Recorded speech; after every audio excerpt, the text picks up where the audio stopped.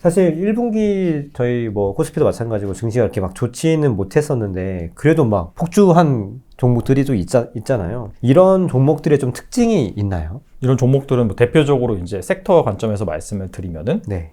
일단 2차 전지, 여기가 뭐 소위 말하는 대장주라고 볼 수 있을 것 같고, 두 번째가 로봇, 그 다음에 AI고, 2차 전지 같은 경우에는 사실 그 코로나 팬데믹 이전부터 이거는 뭐 아예 산업의 패러다임 시프트를 발생시키는 그런 부분이다 보니까 그때부터 시세가 계속해서 발생을 했던 거고, 무엇보다도 실적이 나오고 있죠, 지금. 엄청나게 이제 성장률이 나오고 있기 때문에 그런 부분에 있어서 실적으로 증명을 하다 보니까 시장이 안 좋아서 뭐 꺾일 때도 살짝 꺾였다가 다시 반등을 하면서 전 고점을 갱신하는 그런 흐름을 보였다라고 볼 수 있을 것 같고, 2차 전지는 그래서 뭔가 최근에 뭐 탄생한 다크호스는 아니고 원래 한 2, 3년 됐다라고 보시면 될 것 같고, 두 번째가 이제 AI랑 로봇 두 개인데, 요거는 이제 명확하게 이슈가 있죠. 로봇이 좀 더 빨리 왔죠. 그렇죠. 로봇이 정확하게 말씀을 드리면 2021년 12월부터 왔어요.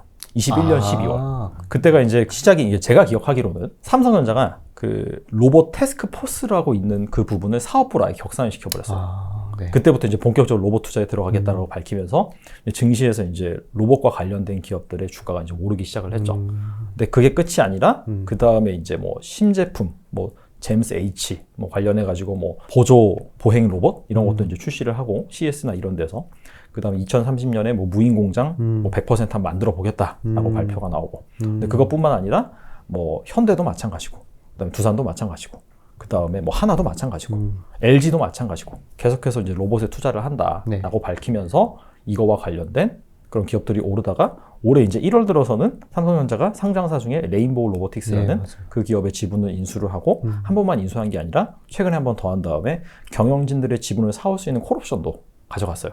사실상 회사를 샀다고 볼 수도 있겠네요. 그렇죠. 산다라고 보는 거죠. 그런 뉴스 플로우들이 계속해서 나오니까 그러니까 이제 부각이 된 거고, AI는 뭐 다들 잘 아시잖아요. 챗 GPT.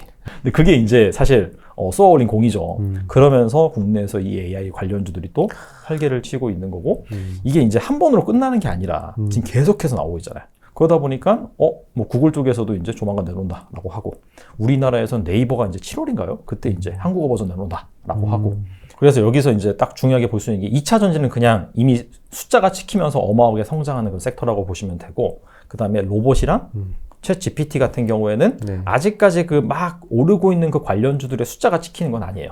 대신에 뭔가 그 산업이 본격적으로 성장하고 있고 대기업들의 지분 투자가 이루어지고 있다 보니까 계속해서 주가가 좀 먼저 반응을 하는 그런 부분이다라고 보시면 되고, 그래서 사실 AI나 로봇 같은 경우에는 변동성이 더 클 수가 있죠. 숫자가 막 돈을 지금 당장 잘 벌어서 올라가는 게 아니라 기대감이 많이 반영되어 있다 보니까 가치주의 성격을 가지고 있기 때문에. 안 그래도 방금도 말씀해 주셨는데 삼성전자가 지금 로봇에 투자를 하고 있잖아요. 로봇 관련주들은 앞으로는 어떻게 조금 더 보세요? 일단 로봇 관련주들은 길게 좀 봐야 될 것 같고요. 일단은 제가 이제 대기업들의 뭐 돈이 몰린다 그 정도로만 표현을 했는데, 그럼 왜 몰리는지도 봐야 되거든요. 크게 두 가지예요. 첫 번째가 이제 고령화. 두 번째가 이것 인플레이션이에요. 그러니까 한 번 더 들어가면은 탈세계화. 그런 것들이 다 연결이 되어 있거든요. 이 부분은 먼저 말씀을 드리면은 뭐 지금 사실 코로나 이후로 지금 탈세계화가 점점 진행이 되고 있잖아요. 그렇죠. 정확하게 말하면 세계 블록화예요. 중국을 중심으로 한 하나의 블록이 있고, 이 미국을 중심으로 한 또 하나의 블록이 있고, 이제 그런 것들이 사실상 어떻게 보면 좀 부작용이긴 한데, 사실 그 전까지는 세계화였고 중국에서 싸게 생산한 물건들을 미국이 소비하는 큰 틀 안에서 우리나라도 이제 뭐 중국에 이제 뭐 중간재료 수출을 한다든지 그런 식으로 먹고 살았는데, 이제는 중국에서 생산된 물건을 안 산다는 거잖아요. 미국의 정책이. 그러니까 자국의 반도체 공장도 증설하려고 하고 2차 전지 공장도 뭐 증설하려고 하고, 이렇게 하다 보니까 유럽도 이제 자기네도 약간 뭔가 생산 기지가 있어야 되겠어. 요번에 우크라이나 전쟁으로 인해서 많이 느꼈어. 거기서도 뭔가 공장이 들어오려고 하고. 뭘 하더라고요. 원래는 그게 아니라 중국이라든지 동남아 이런 쪽에 있으면 되거든요. 말하는 세계의 공장이라는 데 이렇게 물렸었는데, 그렇게 서플라이 체인이 완성이 되다가 지금 이제 이런 말씀하신 대로 이렇게 하나씩 갈라지고 있는 상황인 거죠, 그러면. 그렇죠. 그러니까 이게 되게 비효율적인 거예요, 사실. 엄청 비효율적이죠. 왜냐면 인건비가 두 배, 세 배예요. 그러니까 뭐 인건비 비례해서 모든 원가가 올라가지는 않지만은 그럼에도 불구하고 상당히 원가가 올라간다는 거죠. 그러면은 필연적으로 비용을 줄이지 않으면은 마진이 그만큼 축소가 되는데, 그렇기 때문에 로봇에 투자하는 거예요. 인플레가 발생을 하니까 인플레 발생하지 않기 위해서 가장 중요한 부분이 인건비를 대체할 수 있는 로봇 분야가 곽광을 받기 시작했다. 그러니까 삼성이 2030년까지 무인 공장을 만든다 이렇게 얘기한 부분도 있고 그다음에 원래 그 역사적으로 봤을 때 전염병이 한번 창궐하면은 인력이 부족해요. 스페인 독감 때도 마찬가지로 그랬었고 이번 코로나 때도 마찬가지죠. 뭐 사람이 그렇게 요번에 많이 죽었다라기보다도 네. 사실 그냥 퇴직을 해버린 거라든지 그러면서 뭐 진짜 미국에서도 뭐 잡이 안 구해져가지고 인건비 엄청나게 오르고 우리나라 같은 경우에도 좀 비슷한 그런 현상을 겪은 걸로 알고 있어요. 네. 그러니까 인건비가 추세적으로 오르다 보니까 이거 어떻게 하지? 로봇 투자해야 되겠구나. 그래서 이런 쪽은 약간 사람을 대체하는 뭐 산업용 로봇이라든지 협동 로봇. 협동 로봇은 그냥 사람이 하는 걸 옆에서 좀 도와준다? 그런 개념으로 좀 보시면 될 것 같아요.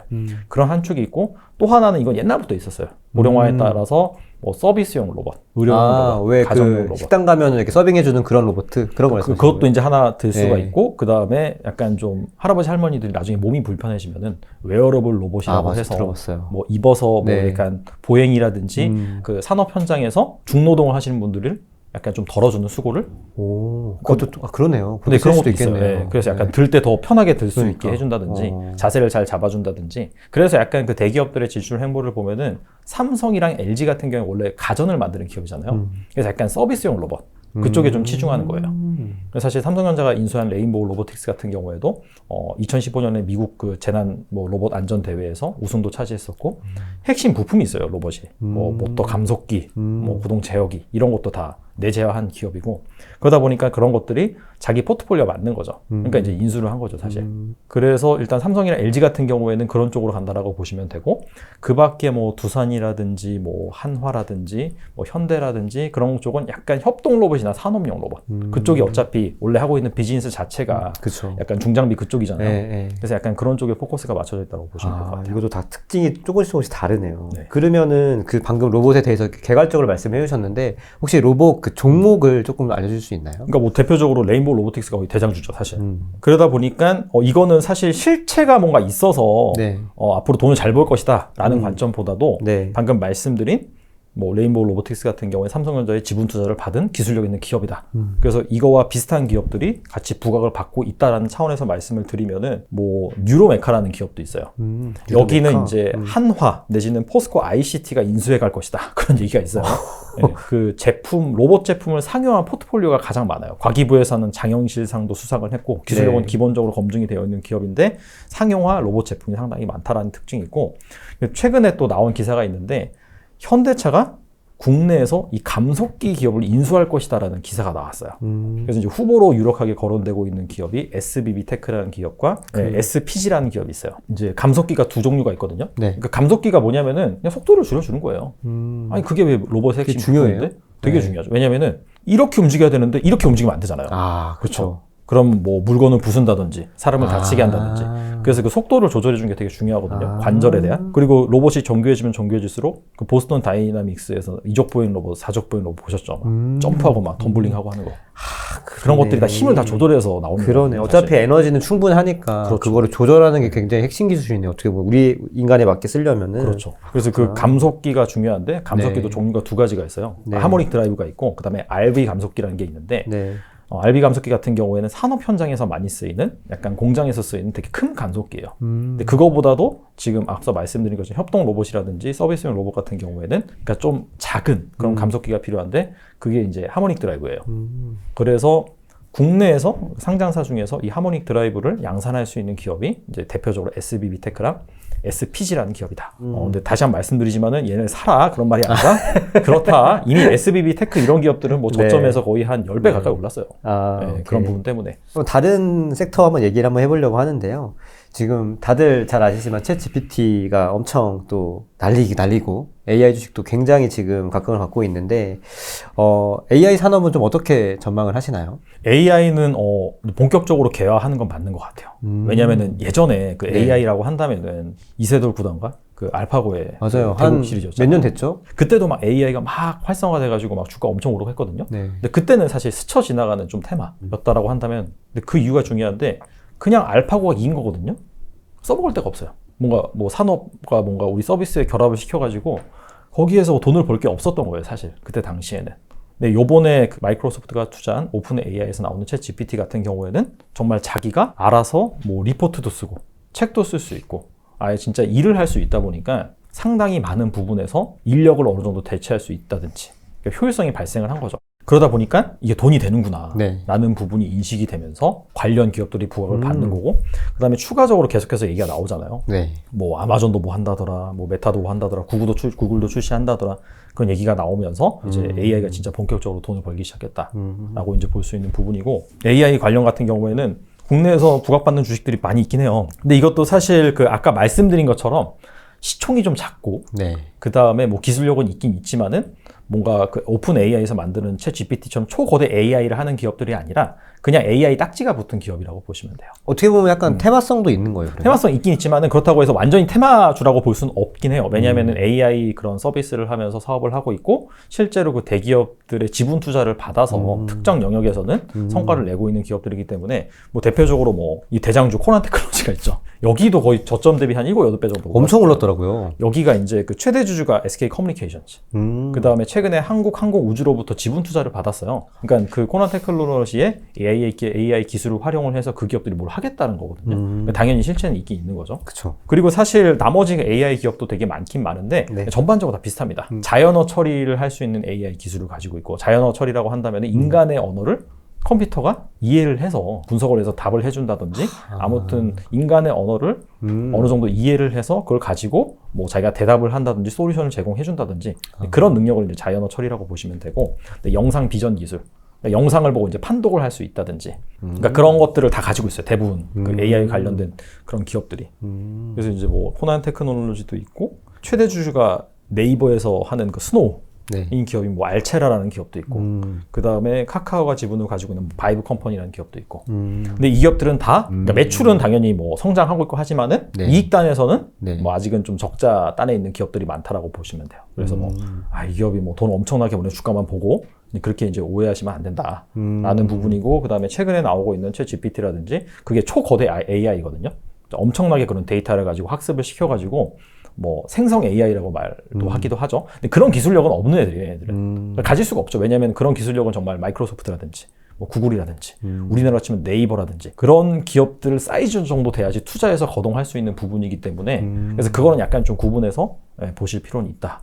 만약에 제가 AI를 뭐 또 투자하고 싶다라고 한다고 하면 지금 말씀해주신 종목 외에도 꼭 알아야 될 종목들이 조금 있을까요?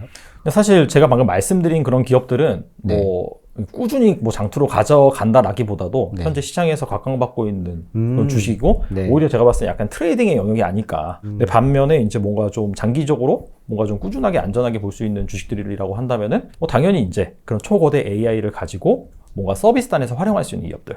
실제로 지금 숫자를 내는 그것을 가지고 숫자를 낼 수 있는 기업들이어야 된다는 거네요. 그러니까 지금 당장은 돈은 못 벌죠. 왜냐면 최근에 나왔으니까. 근데 이걸 가지고 마이크로소프트 같은 경우에도 이제 자기 빙 검색 시스템에 붙여가지고 유료 모델을 하겠다. 그러니까 자기 뭔가 캡티브 서비스가 있는 거잖아요. AI를 붙여가지고 뭔가 바로 서비스할 수 있는 밭이 있는 거죠. 근데 그런 기업들이 또 구글도 있죠. 뭐 메타도 마찬가지긴 하고. 그래서 그런 AI 자체 개발 능력도 있고 그걸 가지고 서비스까지 할 수 있는 그런 기업들을 잘 보시는 게 좋고 우리나라에서 뭐 네이버가 대표적이겠죠. AI 들어가는 반도체 GPU가 엄청나게 많이 들어가거든요. 그런 단에서 또 부각받고 있는 기업이 엔비디아라든지 AMD라든지 그 기업이 이제 GPU를 만드니까. 그렇죠.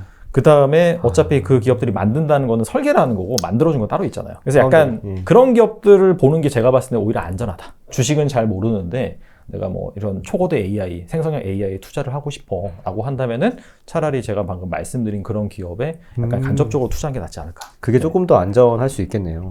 이게 지금 엄청나게 사실 오르긴 했잖아요. 지금 좀 투자를 하기에는 되게 많이 고민되기도 하고 좀 많이 겁도 나거든요. 이런 급등한 성장주 를 이렇게 투자를 할 때에는 어떤 전략을 좀 가져가면 되나요? 일단은 지금처럼 막 부각을 받고 그러다 보니까 사실 저희도 마찬가지긴 한데 여기저기서 많이 다루잖아요. 그렇죠. 지금 들어가면 안 될 것 같아요, 제 생각에. 그래요? 왜냐면 지금 늦었다. 2차 전지랑 좀 다르. 2차 전지는 이미 숫자가 계속해서 성장이 나오고 있는 쪽이다 보니까 좀 조정을 받아도 단기간에 그칠 가능성이 있거든요. 근데 방금 말씀드린 AI나 로봇 같은 경우에는 지금 막 숫자가 찍히면서 이게 어마어마하게 증가하는 그런 기업들은 아니거든요.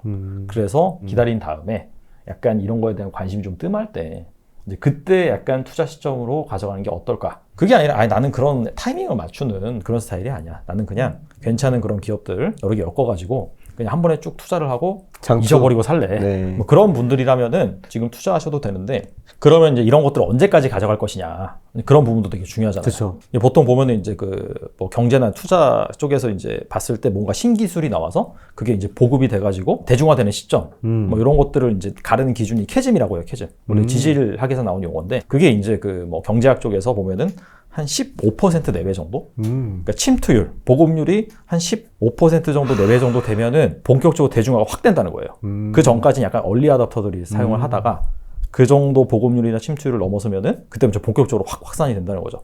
주가 같은 경우에도 그때가 가장 약간 좀 폭발적으로 오르다더라. 약간 선반영을 하게 되니까 주가는 그래서 15% 정도의 사용률을 보일 때 그때까지는 보유하는 게 좋겠다. 그때 이제 가장 폭발적으로 이제 대중화가 되는 시점이고 그래서 한 20% 침투율이 20%까지는 거기까지 보고 그때까지는 모든 기업이 다 올라요. 웬만하면. 그러니까 AI라는 로봇 딱지를 붙이고 있으면은 2차 전지도 사실 유사했거든요. 그때까지는 2차 전지도 사실 더 오르는 거죠. 웬만하면은. 그러다가 보급률이 20%가 이제 넘어가고 네. 30%에 다다른 상황이 오면은 그때부터는 좀 차별적으로 올라요. 이제 좀 옥석가리 일을 하는 거죠, 사실.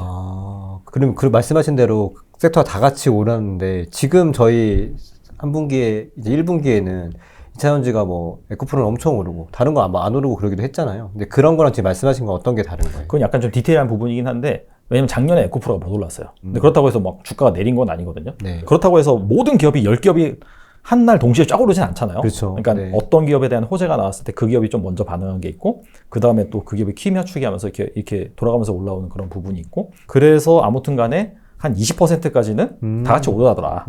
그리고 한 30% 정도가 가까워지면은 그때부터는 차별적으로 올라요. 그게 이제 어디서 나타나냐면 가장 최근에 스마트폰 이제 뭐 한 2008년도, 2009년부터 이제 본격적으로 이제 뭐 스마트폰 사업이 탄생을 하고 보니까 우리나라 증시를 보니까 2010년, 11년 그때부터 본격적으로 올랐거든요. 이 스마트폰 관련 밸류 체인들이 그때부터 해서 한 2년 만에 거의 한 10배 오른 종목이 되게 많았어요. 그때 언제부터 좀 조정을 받았냐면은 2013년부터 조정 받았어요. 그때가 스마트폰 보급률이 전 세계적으로 한 30%가 약간 안 되는 그런 수준이었거든요. 근데 거기서 더 가는 업체가 있었고 꼬꾸라지는 업체가 있었고 그 다음부터 2014년, 15년 갔을 때는 거의 뭐 50% 넘었잖아요. 네. 근데 그때부터는 약간 이제 정책이죠, 사실. 소위 말하면 먹을 게 없다. 모든 산업 모든 아이템이 뭐 방금 말씀드린 그런 케이스로 가지는 않겠지만은 네. 대략적으로 그러하더라라는 부분을 갖고 이런 성장주를 투자한다라고 한다면은 뭐 사실 초기에 내가 잡았다라고 한다면은 누가 오를지 모르죠. 뭐 차라리 그냥 뭐 AI나 로봇에 관련된 ETF를 사서 그냥 쭉 그냥 보급률이 한 20, 30%될 때까지 보유를 한 다음에 파는 전략 그런 것들이 아마 성장주 투자할 때는 아주 좋지 않을까 생각을 합니다. 이렇게 지금 뭐 AI나 로봇을 투자를 하고 싶지만 결국 또 투자 못 하시는 분이 대부분 많으시잖아요. 그런 분들이 항상 이렇게 좀 생각하시는 거다. 이번에 또 놓쳤다. 다음 버스 언제 오지? 이런 분들이 되게 많잖아요. 그런 분들에게 혹시 해주시고 싶은 이야기가 있을까요? 기다려라. 기다려라. 네. 언제까지 기다리죠? 딱히 뭐 8월 며칠까지 기다려 그건 말이 안 되죠. 네. 언젠간 와요. 무조건 와요. 그리고 그런 거에 대한 전종 현상은 분명히 있어요. 모두가 다 막 뭐 AI라든지 로봇을 외칠 때 이를테면 주식에 잘 모르는데 네. 야, 요즘 그게 되게 핫하대 어떻게 사야 되냐 전혀 관심이 없는 사람까지도 네. 이거 뭐 사야 되는 거 아니야 라고 했을 때가 대부분 이제 단기 고점이더라. 고점이고. 네. 성장주들은 한번 조정받으면 한 20, 30%훅 받긴 하거든요. 많이 받으면 뭐 반토막 나기도 하고. 그래서 약간 그때를 좀 기다리는 게 낫지 않을까. 그러면 기다리면서는 어떤 거를 조금 봐야 될까요? 그냥 공부해야죠 이제. 왜냐면은 막상 조정 받잖아요. 네. 못 사요. 공부가 안 돼 있으면. 그냥 관심이 없어져요. 맞아. 네. 맞아. 그냥 해프닝이었나 보다 끝낸단 네. 말이에요. 네. 근데 그러지 않기 위해서는 지금은 이제 좀 공부를 할 때고 나중에 좀 조정받았을 때 기회를 노리는 게 좋지 않을까. 유량님은 그걸 어떻게 구분하세요? 왜냐면 방금도 해프닝인, 그러니까 흔히 말하는 테마주가 있을 거고, 아니면 얘가 진짜로 다시 성장할 수 있는 그런 섹터일 수도 있잖아요. 알 수가 없잖아요. 근데 그런 거를 가르는 방식이 혹시 있으세요? 뭐 두 가지인데 하나는 앞서 설명을 해드렸는데 그 이세돌과 알파고의 뭐 결정 대국 같은 경우에는 그냥 딱 봐도 그냥 알파고가 이겼는데 이거 어디다 써먹을 건데? 그러니까 사용처가 없다는 거죠 사실. 근데 요건 다르잖아요. 챗 GPT 같은 경우에는. 그렇다면 기업이 이걸 이용해가지고 뭐 생산성을 높인다든지 인력을 대체한다든지 뭔가 확실히 뭐 최근에 보면은 막 진짜 이걸로 책 쓰신 분도 되게 많이 있거든요. 뭐 4시간 만에 썼대요. 챗 GPT로. 그러니까 이게 이제 효용이 있잖아요. 그쵸. 그러다 보니까 두 번째가 뭐냐면은 대기업들이 투자하는 거죠, 진짜. 이거 돈 되겠는데? 그러니까 서로 막 인수하는 거고. 아. 그러니까 그런 것들이 이제 이건 정말 좀 되겠구나. 그런 시그널이 나오는 거죠.